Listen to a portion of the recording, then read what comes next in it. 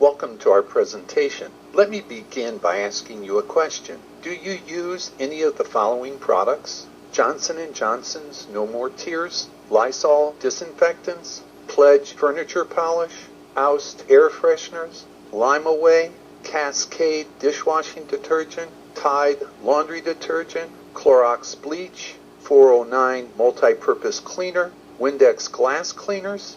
If so, what you probably don't know is hurting you, your family, and the environment. Hi, my name is Robert Ford. Most likely, you are here because a friend introduced you to our website. Thank you in advance for your time. I know you will find what I'm about to share with you to be very informative and valuable for you and your family.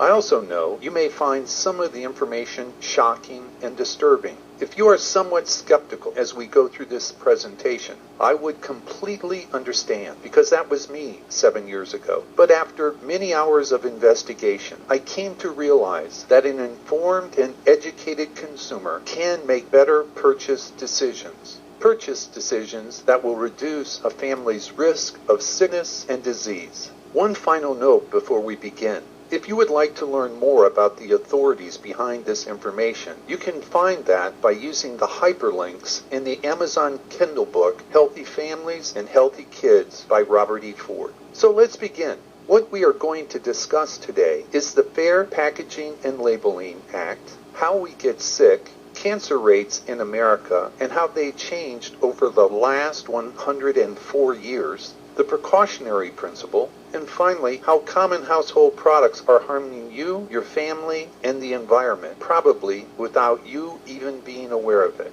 Most Americans believe, just like I once believed, that the products purchased at the grocery or drugstore are regulated by the government, and so they are safe to use. Actually, most of these products are regulated by a law passed almost 50 years ago. This federal law is called the Packaging and Labeling Act of 1966. There is no requirement for products to be safe. There is no requirement for the manufacturer to list every ingredient in a product. There's no FDA authority to recall unsafe products. It simply limits the manufacturer's liability simply by having them place a warning on the product label. So how do we get sick? Most of us are very familiar with how physical stress and emotional stress can impact our health and our quality of life. But if you are like me, you may not know how the chemicals in the products you are using are increasing your risk of sickness and disease. More and more experts agree we are increasing our risk of sickness due to the toxic chemicals used in our homes. We bombard our bodies with these toxic chemicals every day, and they increase our risk of disease. Here are just a few of the disorders resulting from this toxic exposure: ADD, ADHD, allergies, asthma, eczema, psoriasis, rosacea, and yes, even cancer.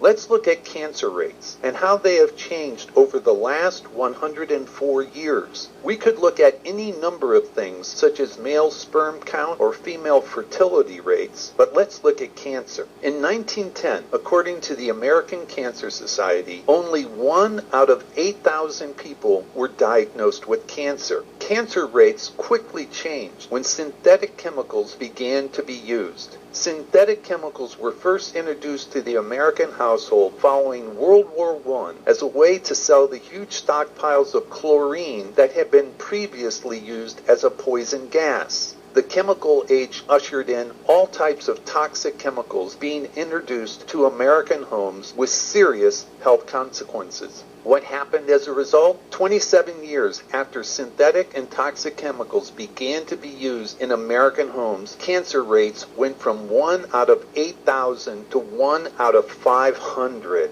And today, the latest report from the Center for Disease Control reports 1 out of 2 Americans will be diagnosed with cancer. They also report it is the exposure to a wide variety of manufactured chemicals used in the home that accounts for at least 2/3, or about 70% of all cases of cancer in the United States. So obviously, we can have an impact on our health and our family's health by making smarter purchase decisions. The U.S. Consumer Product Safety Commission found 150 chemicals that are commonly found in the home that are linked to allergies, birth defects, cancer, and behavioral disorders. The EPA did a 15-year study. They looked at women who worked at home. They found that these women had a 54% higher death rate from cancer compared to women who worked outside of the home. They concluded it was due to this long-term exposure to hazardous chemicals found in ordinary household products.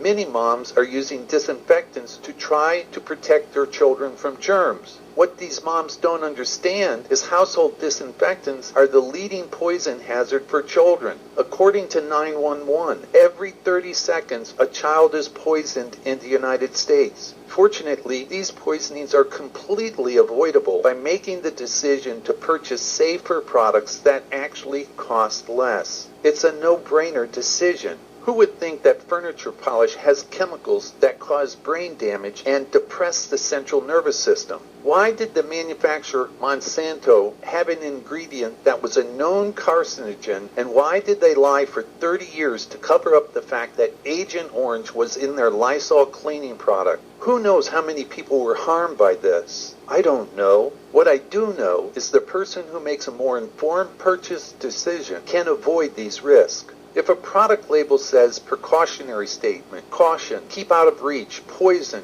corrosive, danger, or maybe fatal, these are all keywords that say these products contain toxic chemicals, and you're increasing your family's risk of sickness or disease by using them. Why does Cascade have a chemical that increases your risk of liver poisoning? Why does Tide have ingredients that have been banned in Europe and ingredients that increase the risk of allergies and asthma for you and your children or grandchildren? 409 is the most popular multi-purpose cleaner. Why does it have phenol in it, which has been linked to cancer? Why does Windex have ingredients that increase our risk of reproductive disorders? It makes no sense to me. Does it make any sense to you? When the government did a study on women's cosmetics, they found that all of them contain heavy metals and toxic chemicals. Why would a product that is designed to increase attractiveness also increase your risk of sickness? Why does women's lipstick still have lead in it? Lead has been banned from house paint since the 60s, and yet it's still found in lipstick?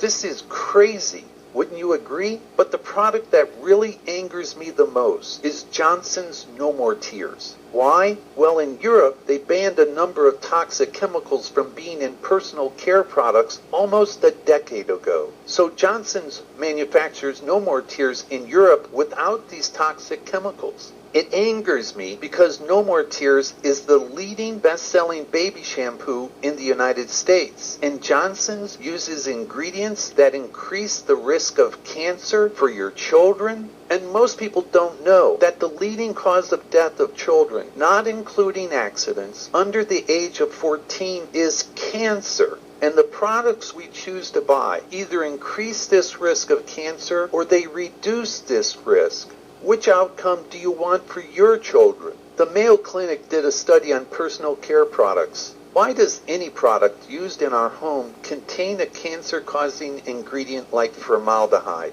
Most people believe that the poisoning is happening because it's ingested or swallowed. In fact, most poisonings are happening because of inhalation or absorption through the skin. Here are some revealing facts. The number of chemicals used in our homes has doubled since 1950. Last year, over 25,000 children were poisoned by products purchased from grocery stores. Cancer rates are at the highest level they have been for the last 104 years. Since 1910, they have gone from 1 out of 8,000 to 1 out of 2. There is no question that these grocery store products are effective, but they are unnecessarily putting our families and the environment at risk.